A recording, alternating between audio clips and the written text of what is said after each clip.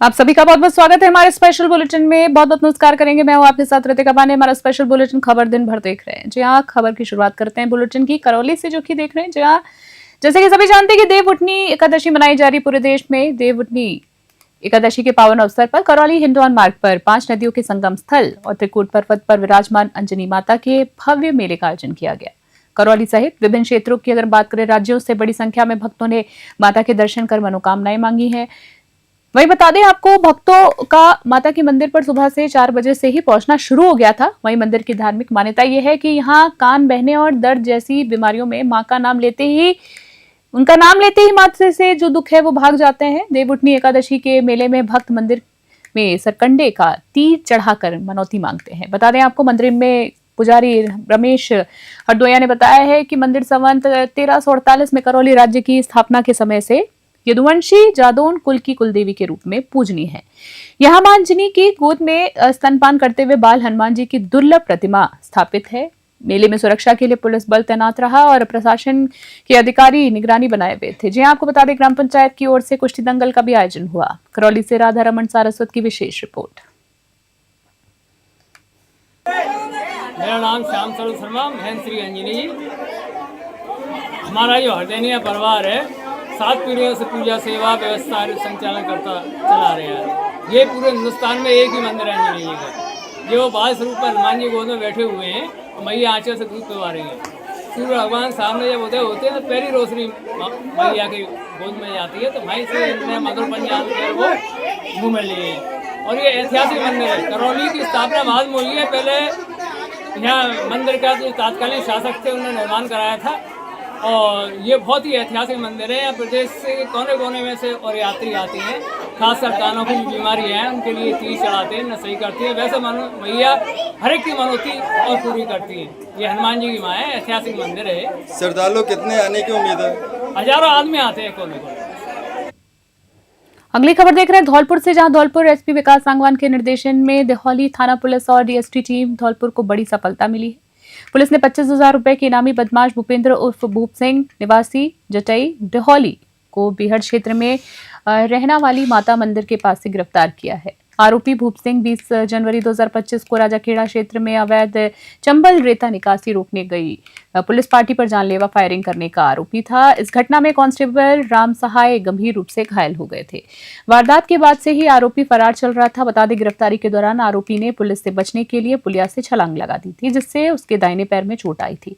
Police ने तलाशी में उसके कब्जे से एक अवैध देसी कट्टा और 2 जिंदा कारतूस बरामद किए हैं। आपको बता दें, देहौली थाना अधिकारी दुर्ग सिंह के नेतृत्व में इस कार्रवाई में डीएसटी कांस्टेबल नरेंद्र और साइबर सेल प्रभारी नरेंद्र सिंह की विशेष भूमिका रही है। आरोपी के खिलाफ आर्म्स एक्ट के सहित अन्य संगीन धाराओं में प्रकरण दर्ज किया गया। धौलपुर से संजय कसाना की रिपोर्ट। खाटू श्याम जी से खबर देख रहे हैं। कलयुग के अवतार बाबा खाटू श्याम की नगरी खाटू श्याम जी में देवउठनी एकादशी और द्वादशी के अवसर पर आने वाले श्याम प्रेमियों की सेवा के लिए श्री कल्याण मानव सेवा संस्था द्वारा भोजन प्रसादी वितरण का भव्य आयोजन किया गया। संस्था द्वारा मां की भांति जी हाँ हर महीने की तरह इसे आयोजित किया गया है। इस सेवा कार्य में लगभग बता दें आपको 400 से 500 श्याम प्रेमियों ने जी हाँ श्याम प्रेमियों ने भोजन प्रसादी ग्रहण की है, प्राप्त की है। संस्था अध्यक्ष पिंटू भारती ने बताया है कि उनकी संस्था केवल भोजन वितरण ही नहीं बल्कि कई प्रकार के जन कल्याणकारी काम करती है। इनमें गरीब लड़कियों की शादी भी शामिल है और गरीब बच्चों की पढ़ाई में मदद, साथ ही साथ महिलाओं के लिए ब्यूटी पार्लर, सिलाई प्रशिक्षण कैंप्स का भी आयोजन, ब्लड डोनेशन कैंप और मेडिकल जागरूकता संदेश संबंधित कई काम शामिल है। इस सेवा कार्य के दौरान संस्था के सभी पदाधिकारी और सदस्य उपस्थित रहे, जिनमें श्याम प्रेमियों की सेवा में योगदान दिया। खाटू श्याम जी से दुर्गा सिंह कुमावत की खास रिपोर्ट। हनुमानगढ़ से खबर देख रहे हैं बुलेटिन में। हनुमानगढ़ टाउन के पंजाबी मोहल्ले में शनिवार को एक घर में पिता पुत्र के शव संदिग्ध हालात में मिलने से हड़कंप मच गया है। थाना अधिकारी अशोक विश्नोई ने बताया कि सूचना मिलने पर पुलिस मौके पर पहुंची और जहां रामचंद पिता और उसके पुत्र राजपाल के शव पड़े मिले, पुलिस ने दोनों शवों को जिला चिकित्सालय की मोर्चरी में रखवाया है। वहीं पुलिस की प्रारंभिक जानकारी के अनुसार पिता पुत्र घर पर अकेले रहते थे और अत्यधिक शराब का सेवन भी करते थे, जिसके कारण उनकी मौत होने की आशंका जताई जा रही है। बता दें आपको, हालांकि मौत के सभी सही कारण जो है अभी तक उन चीजों का खुलासा नहीं हो पाया है। पोस्टमार्टम रिपोर्ट के आने के बाद ही हो पाएगा। टाउन पुलिस ने इस संबंध में मर्ग रिपोर्ट दर्ज कर मामले की जांच शुरू कर दी। हनुमानगढ़ से विनोद चौधरी की रिपोर्ट। थाने पे जरिए टेलीफोन सूचना मिली कि बस अड्डे के पीछे पंजाबी मोहल्ला में पिता पुत्र है, उनकी मृत्यु हो गई है। इस इतला पर थाने से डीओ को भेजा गया और उसने मौका देख के मुझे अवगत कराया कि ये रामचंद्र और उसका पुत्र राजपाल, ये दोनों पिता पुत्र रहते थे और रेडी लगाते थे सब्जी की। तो आस पड़ोस वालों ने बताया कि ये पिछले कई दिनों से 8-10 दिनों से लगातार शराब का सेवन कर रहे थे और इस अत्यधिक शराब के सेवन के कारण इनकी मृत्यु हुई है। इस पे उनके पिता पुत्र के जो शव है हनुमानगढ़ टाउन के सरकारी हॉस्पिटल में मोर्चरी में रखवाया और उसके भाई ज्ञानचंद ने लिखित में रिपोर्ट दी। उसकी रिपोर्ट पर मर्ग दर्ज करके और पोस्टमार्टम करवा के शव परिजनों को सुपुर्द कर दिए और आगे इसमें जांच जारी है और इस पोस्टमार्टम रिपोर्ट आने के पश्चात आगे स्थिति क्लियर हो पाएगी। और अगली खबर दौसा से देख रहे बुलेटिन में युवा कांग्रेस। जी हां, आपको बता दें दौसा से खबर आ रही जहां युवा कार्यक्रम एवं खेल मंत्रालय भारत सरकार द्वारा सरदार वल्लभ भाई पटेल की 150वीं जयंती के उपलक्ष्य में देश भर में आयोजित होने वाले पदयात्राओं की श्रृंखला में मेरा युवा भारत दौसा द्वारा जिले पे 6 और 13 नवंबर 2025 को 2 यूनिट मार्च पदयात्राएं आयोजित की जाएंगी। जिला परिषद सभागार में आयोजित प्रेस कॉन्फ्रेंस में जिला युवा अधिकारी पूनम कुमारी की अध्यक्षता में इसकी घोषणा की गई। वहीं राज्य संयोजक जितेंद्र मीणा ने बताया कि इन पदयात्राओं का उद्देश्य सरदार पटेल की जीवनी और उनके द्वारा रियासतों को एकीकरण को युवाओं और नागरिकों तक पहुंचाना है, ताकि अखंड भारत के उनके दृष्टिकोण को प्रधानमंत्री मोदी के विकसित एवं आत्मनिर्भर भारत के मिशन से जोड़ा जा सके। जिला संयोजक लक्ष्मी रेला ने बताया है कि पहली यात्रा 6 नवंबर को सहजनाथ मंदिर से गांधी तिराहे तक 10 किलोमीटर तक होगी। वहीं यात्रा में नुक्कड़ नाटक, लोकगीत, सभा और स्वदेशी संकल्प पत्र भरवाए जाएंगे। युवाओं को माय भारत पोर्टल पर रजिस्टर कर इस राष्ट्रव्यापी अभियान का हिस्सा बनाने के लिए आमंत्रित किया जाएगा। दौसा से अश्विनी झांगड़ की रिपोर्ट। हमको जनता तक पहुंचाने का कार्यक्रम है। निबंध प्रतियोगिताएं, कुछ प्रतियोगिताएं, रील प्रतियोगिताएं, जो एक अनूठा प्रयोग पहली बार सरकार ने किया है। इस तरह की प्रतियोगिताओं के माध्यम से युवाओं को सरदार पटेल से जोड़ना, युवाओं को सरदार पटेल के बारे में जानकारी देना, ये सरकार का उद्देश्य है। सरदार पटेल का नाम ले लेके कुछ लोगों ने बार बार सरकारों में आते रहे, बार बार लोगों के बीच में जा जाकर झूठ बोलते रहे। वो लोग भूल चुके हैं सरदार पटेल के बारे में। अब आज भारतीय जनता पार्टी की सरकार ने बीड़ा उठाया है कि सरदार पटेल ने इस देश के लिए जो किया उसको आम जन तक पहुंचाने का काम सरकार ने उठाया है। उसमें भारतीय जनता पार्टी सहयोग के रूप में सरकार के साथ कंधा से कंधा मिलाकर, आपने 31 तारीख को जयपुर में देखा होगा, मुख्यमंत्री जी ने कितनी बड़ी एक रैली के माध्यम से खुद 5-7 किलोमीटर पैदल चलकर एक संदेश देने का प्रयास किया है। तो बहुत गंभीरता से सरकार इस अभियान को ले रही है, जिसमें भारतीय जनता पार्टी कंधे से कंधा मिलाकर उनके साथ है। और भी कोई भी सामाजिक संगठन, व्यापारिक संगठन, राजनीतिक संगठन अगर हमारे साथ आना चाहते हैं तो हम उनका स्वागत करेंगे। हमारे देश के हर जिले से लोग निकल के आ रहे हैं। तिरंगा यात्रा टाइप एक यात्रा लेके जाएंगे। हर लोकसभा में 10 किलोमीटर की 3 यात्राएं जो सरकार ने प्रस्तावित की। हम सब लोग सरकार के योगदान के लिए, जिला प्रशासन के योगदान के लिए आए। सभी सामाजिक संगठन, सभी समाज के लोग और सभी राजनीतिक दल इसमें आमंत्रित हैं और सबको बुलाया जा रहा है दिल खोल के, पुरजोर पूरी ताकत के लिए। फिर वही तराने, फिर वही देशभक्ति की भावना, फिर वो व्यक्तित्व की निखार, आत्मनिर्भर भारत को जोड़ते हुए। और जो कल्पना इन्होंने करी, एक भारत श्रेष्ठ भारत, आत्मनिर्भर भारत बने, जो सरदार पटेल का कहना था। और जो सरदार पटेल का कहना था कि देश के लिए सब कुछ छोड़ा जा सकता, लेकिन देश को किसी के लिए नहीं छोड़ा जा सकता, इस भावना के लिए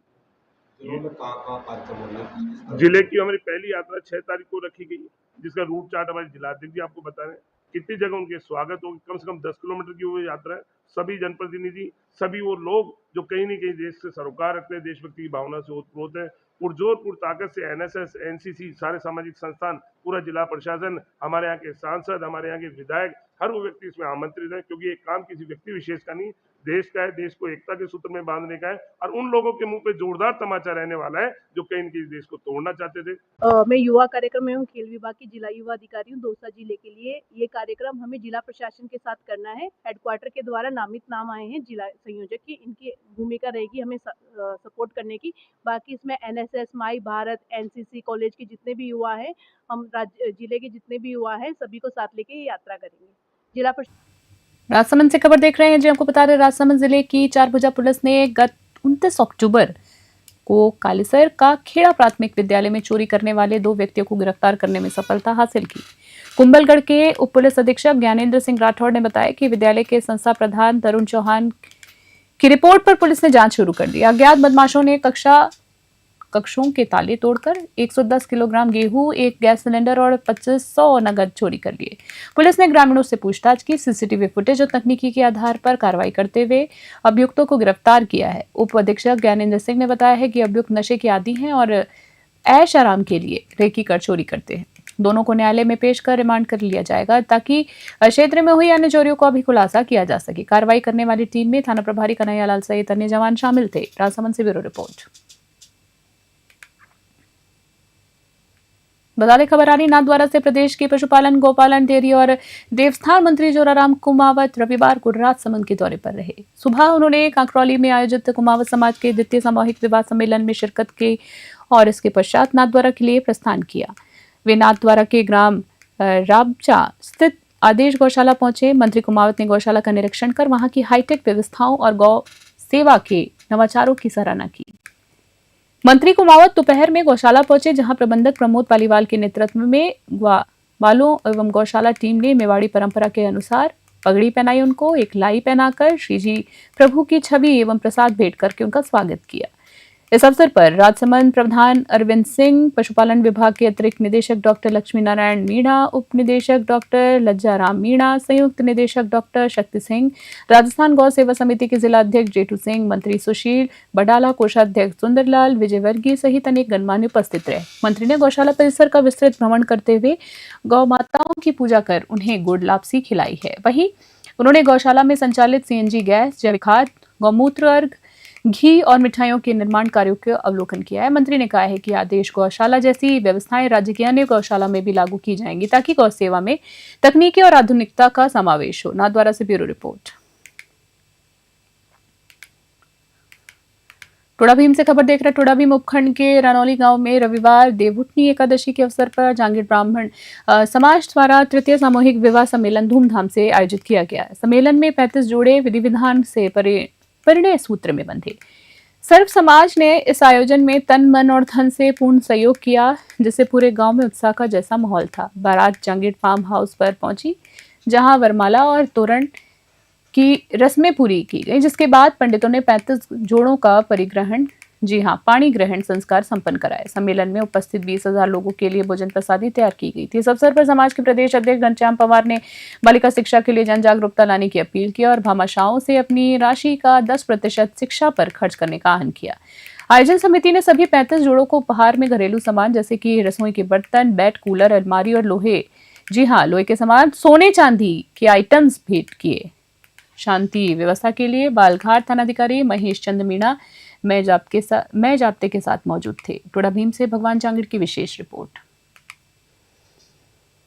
अलवर से खबर देख रहे हैं। सतीश भाटिया चैरिटेबल ट्रस्ट के तत्वाधान में रविवार को अलवर की सार्वजनिक गौशाला में सम्मेलन 5वां सामूहिक विवाह सम्मेलन भव्य रूप से आयोजित किया गया और इस अवसर पर विभिन्न जाति वर्ग के 13 जोड़ों ने वैदिक मंत्रोच्चारण के साथ 7 फेरे लेकर जीवन भर साथ निभाने का संकल्प लिया।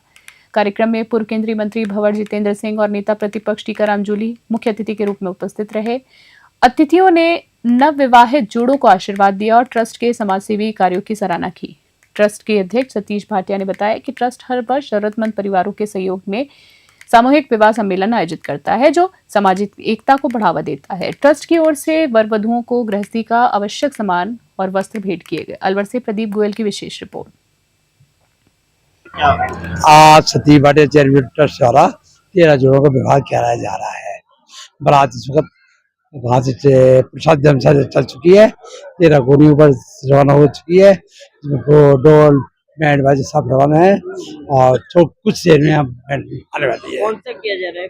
ये 5वां सर्वजातीय सम्मेलन है। इसमें हर जाति की कन्या वर वधू है। और मुख्य बात यह है हिस्सा परिवार जन खुद करते हैं। पांचवा विवाह सम्मेलन है। और आज जो कार्यक्रम में मुख्य अतिथि हैं और जितेंद्र सिंह जी है और केंद्रीय मंत्री और अध्यक्षता कार्यक्रम की कर रहे हैं टीकाराम जूरी जी, नेता प्रतिपक्ष राजस्थान विधानसभा। कार्यक्रम हर आखा तीज को और देवउठीज 11 को होता है, इसलिए ये 5वां है। हम ये कार्यक्रम 2.5 साल से कर रहे हैं और आगे भी करते हैं। मेरा नाम सतीश भाटिया, मुख्य trustee Satish Bhatia charitable trust. अगली खबर मावली से देख रहे हैं। मावली क्षेत्र के ग्राम पंचायत पलाना कला में खटीक समाज द्वारा देवउठनी एकादशी पर्व बड़े ही श्रद्धा और उत्साह के साथ मनाया गया। इस पावन अवसर पर समाज के 16 जोड़ों ने विधिवत उद्यापन किया। बता दें आपको, पर्व की शुरुआत सुबह शुभ मुहूर्त में की गई।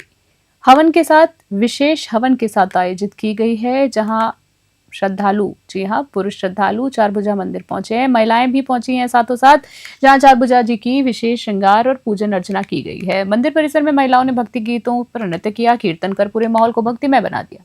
श्रद्धालु डरे ठाकुर जी को श्रद्धा स्वरूप चांदी की मटकी, बांसुरी और सीढ़ी विशेष रूप से भेंट की गई है। अगले दिन कार्यक्रम के तहत महाप्रसादी का आयोजन किया गया, जिसमें बड़ी संख्या में समाज जनों ने प्रसाद ग्रहण कर पुण्य लाभ प्राप्त किया। ये आयोजन खटीक समाज की अटूट आस्था और एकजुटता का प्रतीक बना। मावली से मनीष दाधीच की रिपोर्ट। कपासन से खबर देख कपासन क्षेत्र के शनि महाराज स्थित प्रताप गेस्ट हाउस में एक शादी समारोह के दौरान अचानक हुई मौत से खुशी का माहौल मातम में बदल गया। दुखद खबर है, जहां टोंक देवली निवासी मनीष बलाई अपने दोस्त हथियाना निवासी सुनील खटीक की शादी में शामिल होने आया था। बताया जा रहा है कि सोमवार रात खाना पीना करने के बाद सभी दोस्त सो गए थे। मंगलवार सुबह अचानक मनीष की तबीयत बिगड़ी।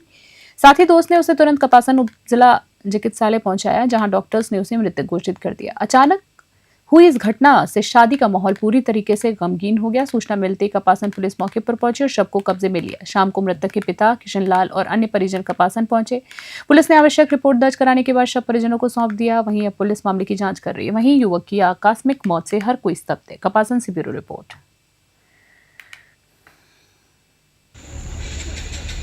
ये मनीष था, पिता का नाम किशन लाल बलाई, देवली टोंक का निवासी था और यहाँ अपने दोस्त के यहाँ पर शादी में आया हुआ था शनि महाराज।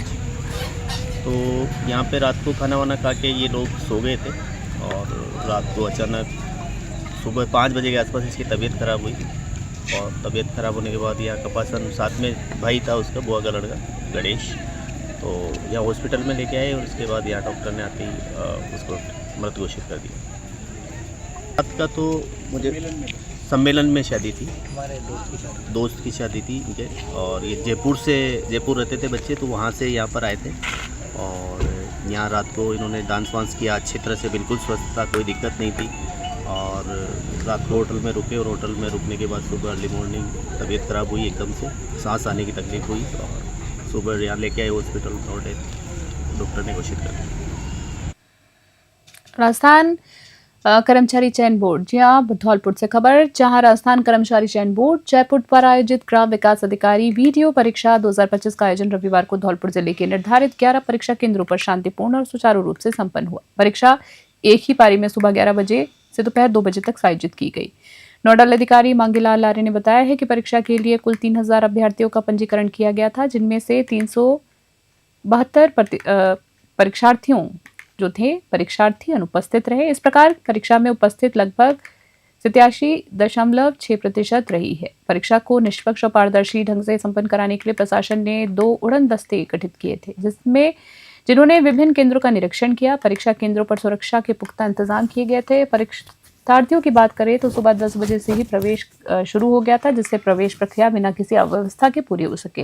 जिला प्रशासन और शिक्षा विभाग के समन्वय से आयोजित इस परीक्षा में किसी प्रकार की अप्रिय घटना की सूचना नहीं मिली और सभी केंद्रों पर वातावरण अनुशासित रहा। धौलपुर से संजय कसाना की विशेष रिपोर्ट। खास बुलेटिन में इतना ही। बने रहे न्यूज़ 21। नमस्कार।